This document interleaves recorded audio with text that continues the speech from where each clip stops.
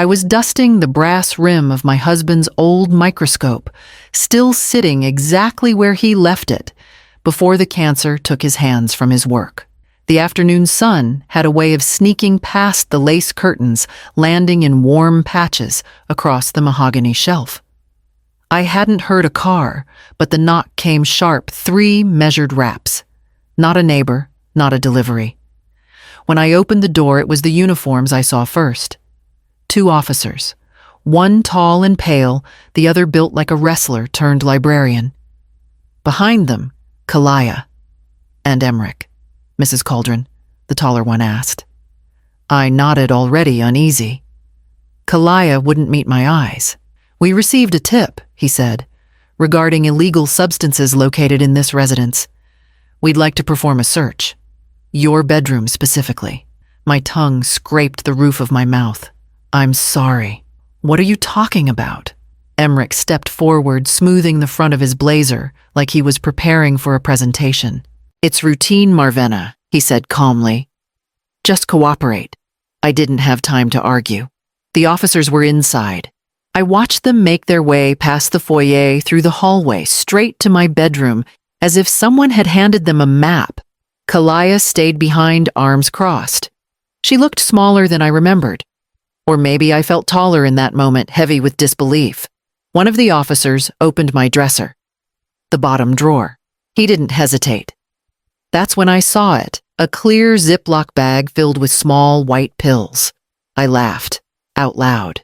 A tiny, bewildered sound. That's not mine, I said. The officer didn't flinch. You have the right to remain silent. He began reaching for his cuffs. Kalia stepped back. Emmerich leaned toward me as the metal closed around my wrists. Don't make this harder than it has to be. And just like that, I was being led out of my own house, past the banister I'd varnished last spring, down the porch steps I'd swept just that morning. No raised voices. No explanation. Just cool air and the bitter smell of betrayal. The holding cell was clean, almost cruelly so. White tile floors. Pale walls that hummed under fluorescent lights. I sat on the cold bench, hands folded in my lap, as if that would make me disappear. I didn't cry. Not because I was strong, but because I didn't know where to place the pain yet. It hadn't found a home in me. Not yet. I kept seeing the hallway.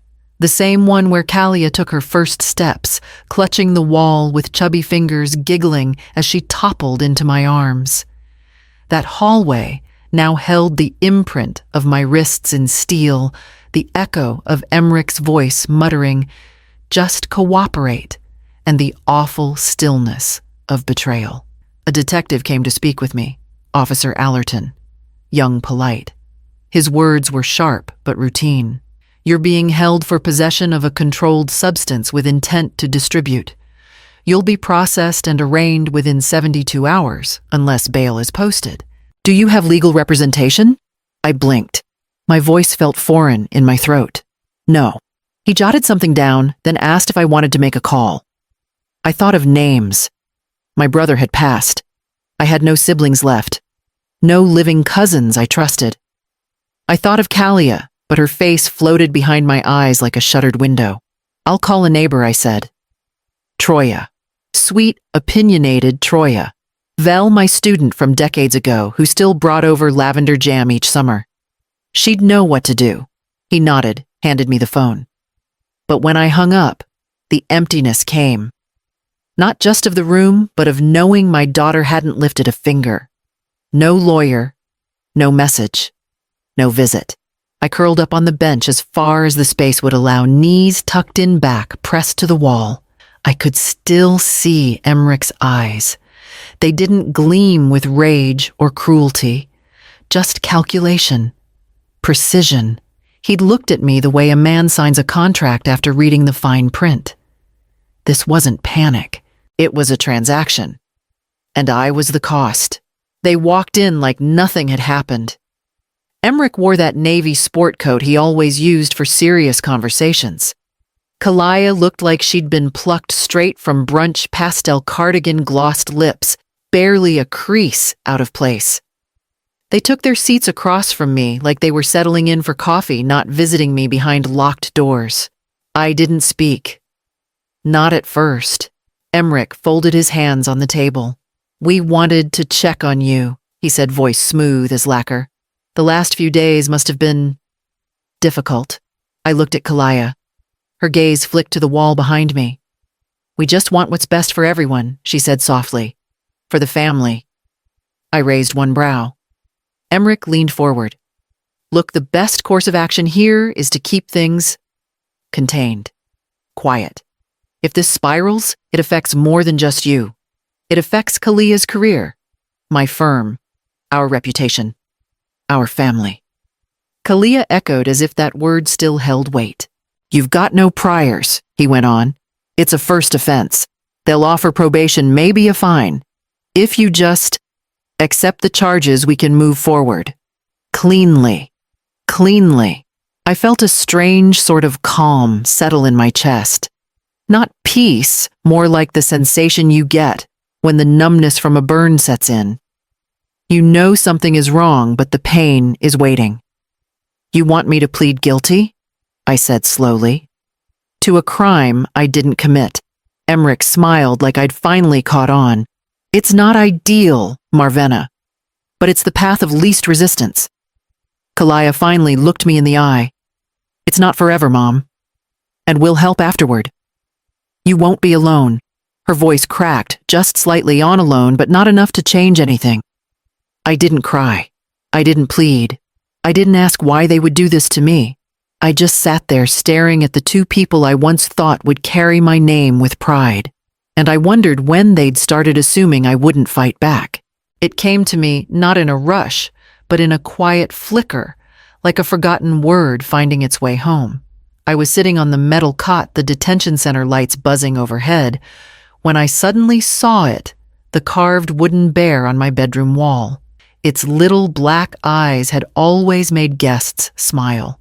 But months ago, when I discovered a damp spot on the ceiling above the dresser, I hollowed it out and tucked in a motion-triggered camera, just to monitor the leak. No one knew about it. Not even Kalaya. It wasn't connected to the cloud. It didn't sync with anything. Just a tiny micro SD card slotted behind the bear's smile. Local memory. Easily missed. And aimed directly at the dresser, where the police found the bag. My pulse kicked. I stood up so suddenly I startled the guard who was half dozing in the corridor. "When's my call?" I asked. "I get one, don't." Minutes later, the handset felt too heavy in my palm. I dialed the number from memory. Troya answered on the second ring, her voice raspy with suspicion. "Marvena." "It's me," I whispered, glancing over my shoulder though no one could hear. "I need you to go to my house." "Of course. What do I need to get?" "There's a carved bear. On the wall. In my bedroom. It's not just a decoration, it's a mirror. Inside it, there's a camera. Take it down. Bring the whole thing. There's a card inside." Troya was quiet. "Then got it. And Benny. If they haven't taken him already, please, just bring him to your place." She didn't ask why. Didn't say a word about the rumors I was sure she'd already heard. "I'll leave now," she said. I hung up and sat down slowly. If the bear had recorded anything, if that lens had caught what my eyes didn't, then I might not be entirely alone in this. And suddenly, I felt the first flicker of something I hadn't felt since the hallway. Not hope. Not yet, but direction. He walked in with a file thicker than his wrists and a suit that didn't quite fit. Young, maybe 30. The kind of face still soft around the jaw, but his eyes held weight. "Marvena Clarith," he asked, setting the file on the table between us. I nodded. "Leo Murthan, court appointed."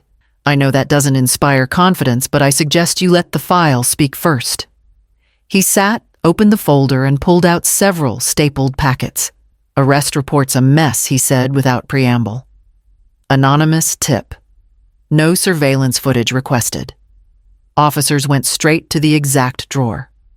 "No warrant," they claimed consent. "I let them in," I said quietly.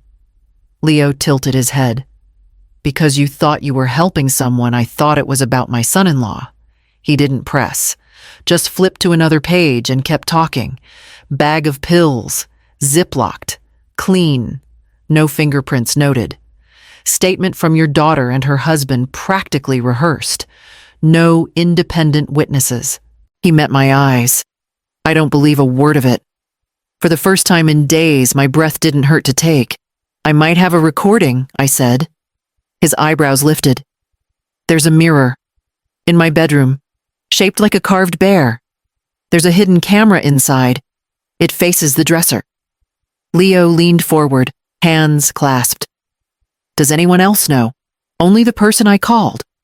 Someone you trust. I nodded. He stood. Then let's hope they show up. They did. 3 hours later, Troya walked into the courthouse like she was delivering a casserole. Mirror clutched in her arms. Benny trotting beside her, gray muzzle-high tail wagging like he'd just found the sun again. I watched from the visitation room window as Leo met her at the security checkpoint. She handed him the bear. He turned it in his hands, found the latch with ease, and popped out the card. Troya said something I couldn't hear, but he smiled and nodded before tucking the card in a pouch and walking briskly toward the exit. He never looked back. I did. I watched until they both disappeared. My dog and my last thread of truth carried in the arms of someone who finally believed me. Leo returned just after 9 dark circles under his eyes and a laptop tucked under one arm. He didn't speak until we were both seated, and even then his voice was low, careful, like he knew what this would do. I checked the footage. I nodded once. My palms were already sweating. He opened the screen, tilted it toward me, and clicked a folder, labeled only with the date of my arrest. Then he pressed play. There was my bedroom. Still, familiar. A wash of late afternoon light slanting across the bed. And then Emmerich. He entered alone, hoodie-zipped phone in one hand. He paused just inside the doorway, as if listening, then crossed to the dresser with all the confidence of a man placing something he had every right to hide. He reached into his pocket, pulled out a small, clear bag. My stomach turned. But I kept watching. He opened the bottom drawer, tucked the bag inside, adjusted a scarf to partially cover it, then closed the drawer with the kind of precision I'd only seen when he signed legal contracts. Nothing rushed. Nothing nervous. Just completion. Timestamp 1 day before the knock. Leo hit pause. I couldn't breathe for a moment, not from fear, but from the strange, hard twist in my chest that felt too close to freedom. You okay? He asked gently. I nodded again. He turned the laptop back toward himself, closing it slowly. We have what we need. I've already filed a motion and scheduled a pre-trial conference. It's informal, just to clarify the narrative, so to speak. And they're coming, both of them. Kalaya confirmed through counsel. Emmerich didn't hesitate. Of course he didn't. Leo stood, slid the laptop into his bag. We'll present the footage. In the room. On record. No more whispers. No more pretending. I looked down at my hands. They weren't shaking anymore. Tomorrow, I'd sit in a room with the 2 people who betrayed me and watch them confront the one thing they couldn't argue with, the truth playing on a screen. The conference room was beige in that bureaucratic way, too clean, too silent, like even the walls were trained to be neutral. A table sat in the center, flanked by 4 stiff chairs. Leo and I arrived first. He opened his laptop with careful fingers, set the screen facing forward, and adjusted the volume. Then we waited. The door opened with a soft click. Kalia entered first. Her blouse was pressed. Her hair pulled back into a low bun. She looked smaller than I remembered. Not in body, but in presence. She didn't look at me. Emmerich followed his posture, tense. His jaw tight, but his eyes scanned the room like a man assessing risk, not guilt. They sat across from me. Leo didn't bother with small talk. Before we begin, he said, "We'll view a brief recording relevant to the current case." He pressed play. The screen lit up. My bedroom again. Still simple. Then Emmerich. His figure crossed the frame, hands steady. Drawer opened, bag placed, drawer closed. No hesitation, no mistake. Kalia flinched. I didn't look at the screen. I looked at her. At the daughter who once brought me dandelions and asked if I could make them last forever in a jar. Now she stared at the table like it might dissolve beneath her. The video ended. Silence filled the room like smoke. Leo closed the laptop. Would you like to revise your statements? Kalia opened her mouth, then closed it. Emmerich cleared his throat. It wasn't supposed to go that far, he said, voice flat. She wasn't even supposed to be arrested. It was a bluff. Leo didn't react, just jotted something in his notebook. I didn't know they'd actually, Emmerich added, but Leo cut him off with a glance. Kalia finally looked at me. Her eyes were glossy, but not wet. I thought you'd just take the deal, she whispered. I thought it would blow over. I didn't speak. Because for once I didn't need to defend myself. The footage had already done what words never could. They let me out the next morning. No announcement, no apology. Just a signature. A gate opening and the weight of air I hadn't felt in days. Leo met me at the curb with a quiet nod and my coat folded neatly over his arm. Charges are dropped, he said. Officially. The video changed everything. I thanked him, but it didn't feel like enough. Not for what he'd restored. Emmerich, he told me, was already being processed 2 felony counts, tampering with evidence and false reporting. Kalia had not been charged, but her silence had been noted. I moved in with Troya that afternoon. Her guest room smelled faintly of lavender and books, and Benny curled up at my feet like no time had passed. For the first time in days, I slept. A week later, Leo knocked again, this time with a leather folder in hand. From your late husband's estate planner, he said. It was flagged during the asset review once the arrest hit the system. I frowned, but I already handled the will years ago. Leo nodded. This isn't the will. He handed it to me and waited. I opened it slowly. Inside, a signed, witnessed, and filed document dated 5 years before Kalia and Emmerich married. An irrevocable living trust in my name. The house, the retirement accounts, investment dividends, all held in the trust, shielded from external claims, including marital assets. I stared at the familiar signature at the bottom. His. Leo didn't say much. He just watched as I read every line. My late husband hadn't just left behind memories. He'd left protection.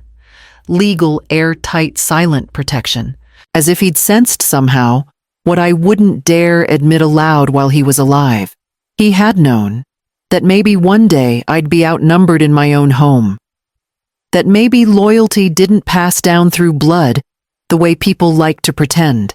And maybe, just maybe, he'd built this trust not just for security, but for a woman who might one day need to remember what it feels like to be believed.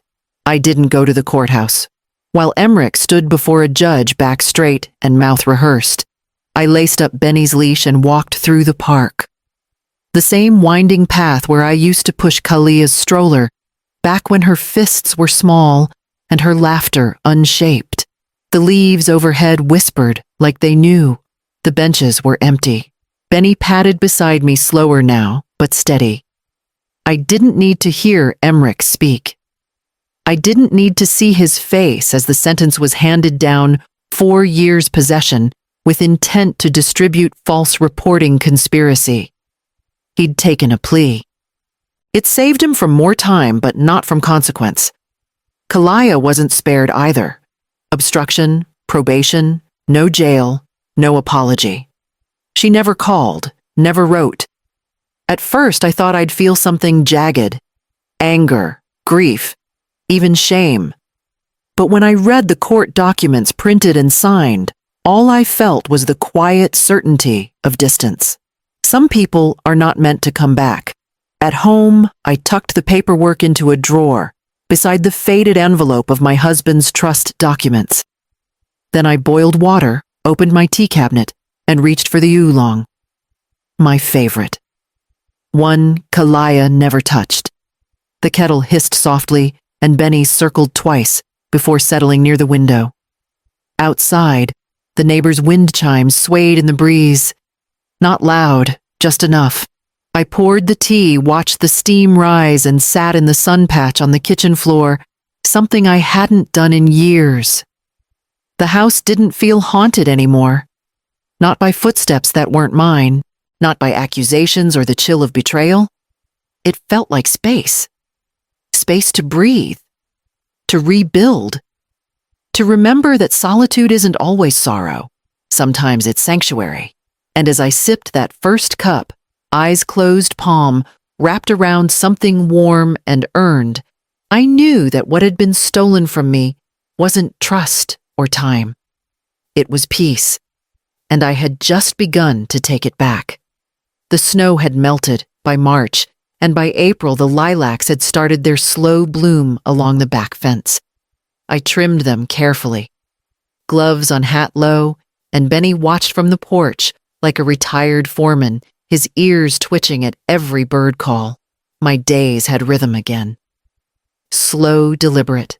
On Tuesdays and Thursdays, I tutored students from the neighborhood. Chemistry, mostly. Oxidation states ionic bonds, balancing equations. Quiet work. Gentle hours. The kind of teaching that didn't demand a classroom, just a kitchen table and a pot of tea. Renya was my favorite. 15 all elbows and sharp questions. She liked diagrams. She liked asking why. And when she got something right, she grinned like it surprised even her. "You make it make sense," she told me once, shyly, brushing her braid back with ink-stained fingers. "Maybe that's all any of us are trying to do," I said. Make it make sense. That afternoon after Renya left, I found the envelope on the windowsill. No return address. The handwriting was unmistakable. Kalaya's loops and angles so familiar, it made something shift in my chest. I didn't open it. Just slid it into the top drawer of the sideboard next to the court papers next to the past. Some things take longer to look at than others. Later, I watered the thyme and the rosemary. Wiped Benny's face when he came in with dirt on his nose. Folded the kitchen towel the way my husband used to do. Neat corners, no fray. I made myself a cup of chamomile and sat near the window. The garden was quiet. The world was quiet. And for once, the silence wasn't heavy. "I'm still here," I said, not to Benny, not to the house, not even to the ghosts that tried to cling to the walls, just to the air, just to myself, and I wasn't disappearing again.